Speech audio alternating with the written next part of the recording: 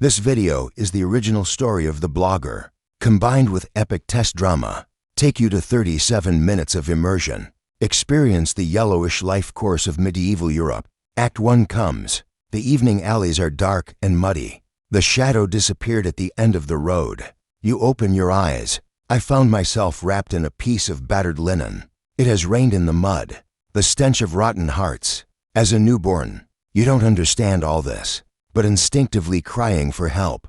A peasant by the mountain blue strands is attracted by the sound. Groping my way to you. An air shadow. He wasn't surprised to find out. He groped on you, hoping for a windfall. Very lucky. The poor man felt the touch of wealth, and he saw it in the dim light. It's a little silver nugget, although small and inconspicuous, but always silver. The man grinned with a missing front tooth. He smiled and turned away. You still cry hard. The privacy of the poor. Having children is worse than having a dog.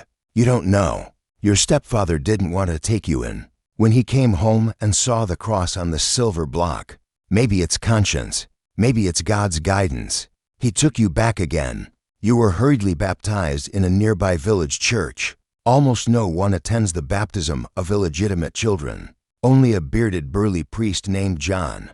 I gave you to incomparably precious treasures, a crude wooden cross, and your name, Nicholas. Poor childhood and a father's preference for his eldest son. You are shorter and thinner than your peers. Father's children always bully you. Fortunately, your brother treats you well. Of course, yeah, not good enough to share food with you.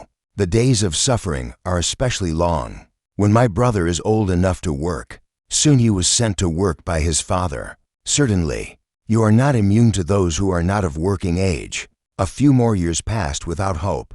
You and your brother are not only working in the fields. Occasionally, I also go to the nearby church, buy some vegetables in the town of Don. On the way home today, you go over the hill as usual. Vaguely you hear a strange and sacred voice. Against the opposition of my brother, you still insist on searching for sound. Nature doesn't just descend on us for no reason. The sound came from an old man, skinny donkey. He fell from the top of the mountain, fell into the pit again. He's putting his hands together right now. Pray in the language of the church you don't understand. Saw 2 children probing. The old man exclaimed, God bless. Wait until he sprains his leg. The pit is neither big nor shallow. You can't pull him up. It's getting quiet. Brother urged to leave quickly and go to the village for help. But if so, it must be night when you come back. In this wilderness, the elderly must be surprised. But if you don't leave now, wait until after dark. You 2 brothers will also be buried in the mouth of the wolf. You had an idea. Bring stones vertically. Avoid the old man's body. Throw it all in the hole. Brother's face is confused. Just act as a helper. Didn't take much effort. The pit is shallow. Again and again. Deep pit becomes shallow pit. The old man is finally saved. Follow you home. Another half a month later, young monks come to visit. The old man is the abbot. Assign someone to bring a message saying, you brothers stock up. Go to the monastery twice a week for further study. He'll take care of lunch. The father is naturally grateful. Farm work can be done to days in advance.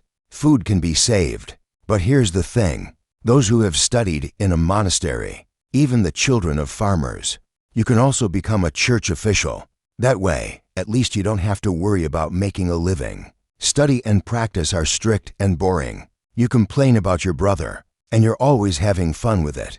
Hungry. Listen to the teachings. Of course, after years of study, you all meet the eligibility criteria. You rely on passion and hard work. Instead, he relied on his mentor's stick. You who become church staff, much cleaner and more decent. You don't have to worry about hunger anymore. The only trouble is, although the clerks responsible for church administration and sundries do not request celibacy from the official clergy, but he worked and lived in the monastery all year round. It's hard for you to meet the opposite sex, even if there is such a place. I don't want you to have any illusions.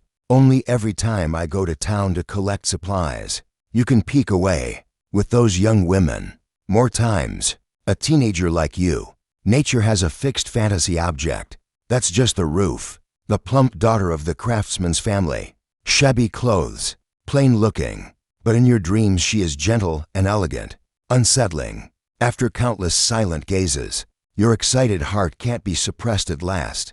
You tried many times to talk to him, but in exchange for a cold eye, when you find out that he is taller than you, after the strong brother had a good talk, you return to the silent gaze.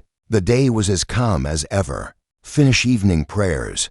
You're going to go back to your room to rest. The monastery bells suddenly rang sharply. Screams and noises in the originally silent monastery. Pray for help. All kinds of noise. I interviewed a few monks. You finally understand why. A large group of rioters is approaching. Before long, there was fire from the direction of the town. You know they're not far from here, but what you're feeling right now is not panic. You are just dangerous, running alone in the direction of the town. The town is on fire.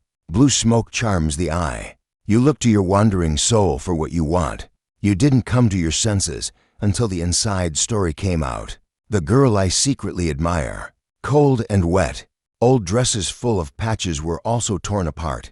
Stay aside. You freeze. The whole world collapses. I don't know how long. Quiwu's figure appears behind you. He didn't turn back until he drew his sword and approached you. Luckily that's Father John, who was named after you. He was not wearing his usual classroom gown. I changed into a lightweight tunic and shuttle armor. The scabbard hangs from the belt, except for that conspicuous classroom bald head. Just like a strong knight, he breathed a sigh of relief when he saw it was you. Retrieved the sword. He looked round, looking at you and the girl who died tragically with pity. Finally, immediately pick up you with a dull face. Left that house. He threw you on horseback. He mounted his horse and headed straight for the monastery. You seemed to be on a burning street along the way. Saw the bodies of the girl's parents.